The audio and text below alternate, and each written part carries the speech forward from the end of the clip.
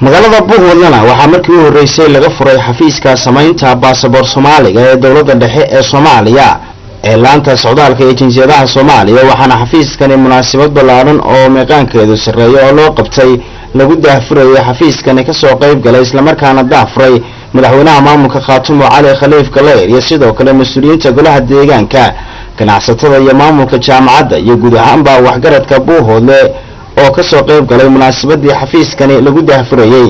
ugu horeyn waxa halkaasi ka hadlay gudoomiyaha golaha deegaanka Cabdi Farax Cali Awil oo sheegay muhiimadda uu xafiiskani u leeyahay deegaanka farxad weyn bay noo tahay caawa goobtan barakaysan ee aanu joogno oo ah goobaha horumarka goobaha ugu qaalisan farxad weyn bay noo tahay waxaan u mahadnaqanaa madaxweynaha maamulka Khaatumo oo ku soo guuleystay horumarkan oo u horeeyo kan caawa aynu joogno waan u mahadcelinaynaa ilaahay baa mahadcelin uga diranaa madaxweynaha dawladda Soomaaliya Xasan Sheekh Maxamuud waxaan mahad kale u celinaynaa ra'iisul wasaaraha dawladda Soomaaliya Cabdirashiid Cumar Cali Sharmaarke waxaan kale mahad u celinaynaa Cabdilaahi Maxamuud Gaafow oo ah xubin lafdhabar u ah ummadda Soomaaliyeed dhinaca kale waxa halkaas ka hadlay Kayse oo kamid ahaa mas'uuliyiinta xafiiskani gacanta ku haya yeeshayna xafladan furitaanka hoggaanka socdaalka iyo jinsiyadaha Soomaaliyeed ee dawladda Soomaaliyeed ay u tala gashay inay gaarsiiso dhammaan meel kasta oo nabada oo dalka Soomaaliya ka mid ah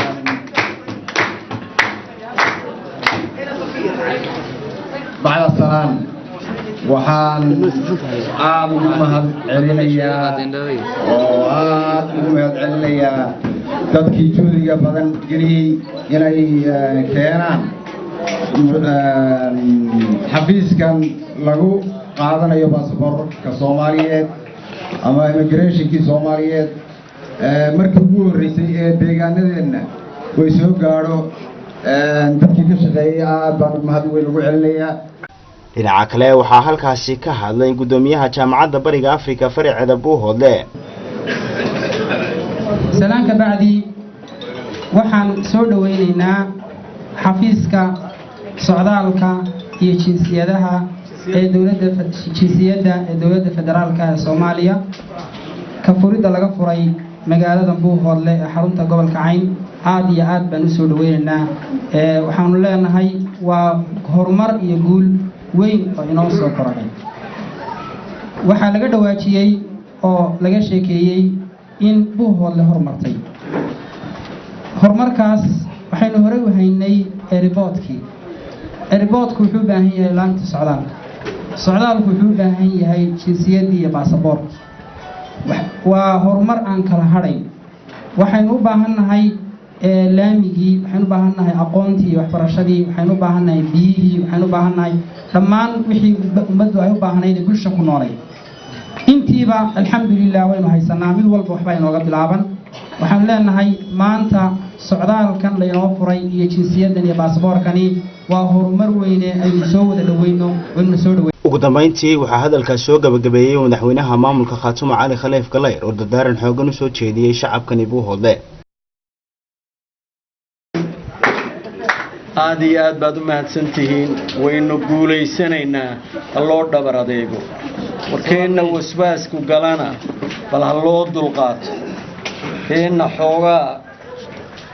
hunguri qaadana ama hadhuuf raac noqdana bal aynu u dhabar adeegno waaba laga yaabaa inay soo noqdaan waxaan rabaa hay-addan hadda maanta halka la keenay waxay u baahan tahay in qof kasta oo magaaladan u dhashaa uu ogaado qiimaha inoogu fadhido hadda markaynu doonno waayadan siyaalaynuba u galgalanaaye mid halkaasoo gelin intuu tegey soo galgashay oo la yidhi waxbaa u dhiman hadda wuu iska soo dhaqaaqi karaa hadda meeshuu rasaasayn ama dabba ku qaban waardiye hal ama laba waardiya ilaalinaya war dad badan oo cadow u ah yaa jira magaaladan haddayan magaaladan daafacan meeshan way ka bixi khasaarahana inakoo dhan buu inagu dhici waray arrintan hadday masaajidada tahay meeshii la iska hanuuninaya tahay meeshii gabay iyo buraanbur iyo xikmad laga wada ay tahay waxaan odhan lahaa war hawsha waa asset waa capital waa raasamaal weeye waa hashaa kuu irmaan ee aan kaa rabin inaad waraabisid Abdulaziz Aadan Jaamac, Som News.